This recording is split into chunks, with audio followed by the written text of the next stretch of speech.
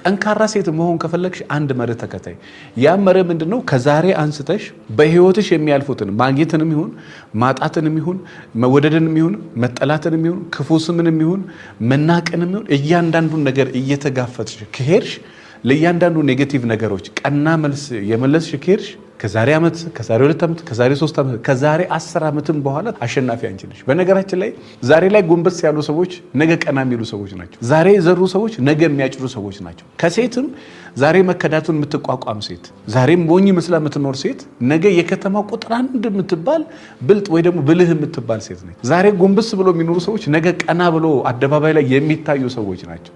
ስለዚህ በተቻለሽ መጠን መንፈሰ ጠንካራ ሴት መሆን እፈልጋለሁ። ሴትን ሴት የሚያደርጋት ምንድነው ካልሽ ጎንበስ ብላ ከታች አንስቶ ከሞያ አንፃር ከኢኮኖሚ አንፃር ከፀጉር አንፃር ከአለባበስ አንፃር ከጤና አንፃር የራሷን የቆዳ ውበት ከመጠበቅ አንፃር